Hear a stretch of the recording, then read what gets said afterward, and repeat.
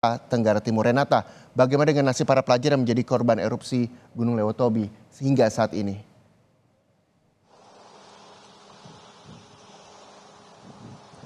Iya, Reza dan juga saudara, ini yang juga kami tanyakan begitu ya kepada BNPB untuk kemudian tindak lanjut dari setelah erupsi ini sudah terjadi sekitar pukul 11 siang tadi, bagaimana kemudian nasib dari para pengungsi, terutama juga bagi para pelajar ataupun anak-anak begitu yang terdampak, karena kita tahu memang untuk bencana kali ini tidak hanya menyerang maksud kami sekolah begitu, tapi juga korbannya ini anak-anak cukup banyak. Oleh karena itu harus dipastikan juga bahwa mereka masih bisa mendapatkan proses belajar mengajar dan tidak terputus begitu ya. Dan juga Reza, untuk memastikan hal tersebut langsung saja kita tanyakan kepada Kapusdatin Komben BNPB. Di sebelah saya sudah ada Bapak Abdul Muhari. Selamat siang Pak. Selamat siang Mbak Renata.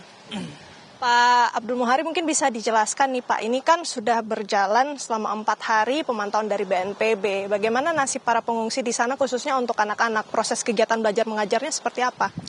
Ya, dalam 4 hari ini memang proses belajar mengajar khususnya bagi siswa yang kebetulan ruang sekolahnya dipakai untuk pengungsian ya. Ini memang terhenti sementara dan kita harapkan dalam ini maksimal hanya dalam 1 minggu ini, karena BNPB tadi pagi sudah mendatangkan 10 tenda, dan kalau misalkan digabungkan dengan tenda yang ada di provinsi itu ada sekitar mungkin 20-an tenda.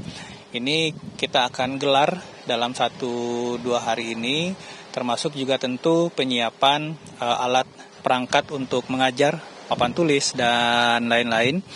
Nah, ini kita upayakan bisa selesai di minggu ini supaya awal minggu depan anak-anak ini bisa mulai untuk belajar. Dan tentu saja juga kita harus memperhatikan guru ya. Guru juga ada yang terdampak, kita akan pastikan kembali, kita berkoordinasi dengan Dinas Pendidikan Kabupaten Flores Timur dan Provinsi NTT. Baik, ini kan ada 2 posko yang dimana merupakan lokasi sekolah gitu ya Pak. Jadi kemudian masih dikoordinasikan untuk penanganannya. Nah, apakah dari 2 posko ini dengan adanya erupsi begitu ya Pak, apakah mereka akan terdampak juga nih Pak? Dan adakah kemungkinan akan dipindahkan poskonya atau seperti apa?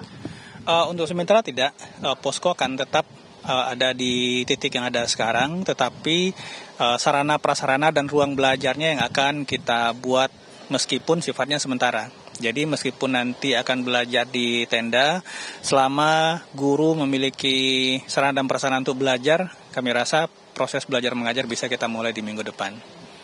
Baik, untuk kegiatan belajar mengajarnya ini memang sudah dimulai sejak 4 hari lalu atau bagaimana Pak di sana, dan apakah selama berada di sana mereka juga masih bisa belajar atau baru mulai setelah tenda-tenda itu baru bisa tiba? Ya, untuk sementara memang proses belajar mengajar terhenti karena rata-rata dari anak-anak sekolah ini juga mengungsi di tempat sekolah mereka masing-masing yang sekarang saat ini dijadikan sebagai tempat pengungsian sementara, sehingga memang kita akan percepat datangnya tenda-tenda yang bisa mereka pergunakan nantinya sebagai ruang-ruang belajar untuk sementara waktu.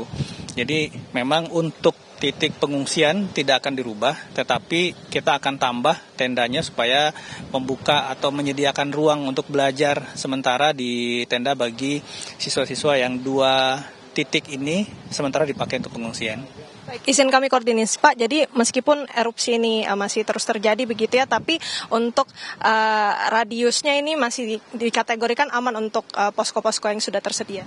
Ya, untuk titik pengungsian terdekat itu adalah Kampung Konga, itu ada sekitar lebih dari 10 km, sekitar radius 10 km dari titik puncak erupsi. Dan perlu kita sampaikan juga Mbak Renata dan pemirsa Kompas TV bahwa memang tadi pagi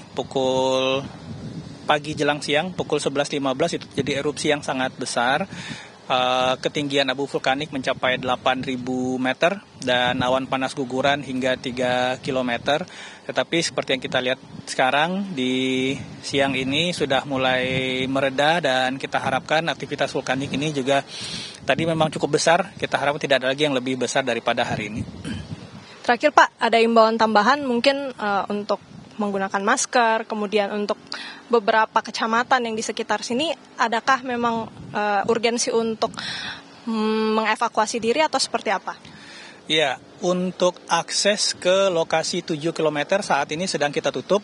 Sangat terbatas sekali akses masuk kecuali petugas yang akan mengevakuasi warga yang kebetulan sudah ada di dalam ya.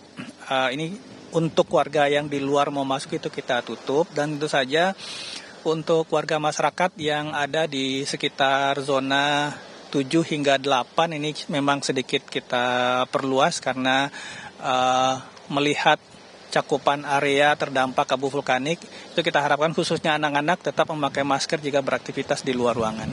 Baik, terima kasih banyak atas infonya Pak Abdul Muhari. Ya, saudara dan juga Resa, itu dia tadi wawancara kami bersama dengan Kapusdatin Komben BNPB Abdul Muhari. Kita sudah menanyakan bagaimana kemudian proses KBM, kegiatan belajar mengajar, dan memang yang info terbaru selama 4 hari pengamatan dari BNPB ini memang situasi belajar mengajar terpaksa harus berhenti karena resource sumber daya ini masih sangat diperlukan untuk kemudian dilengkapi sehingga kegiatan belajar mengajar bisa dilakukan. Tentu sumber-sumber seperti buku, kemudian juga dari tenaga kerja seperti guru, begitu ya, ini yang masih perlu dipastikan lagi.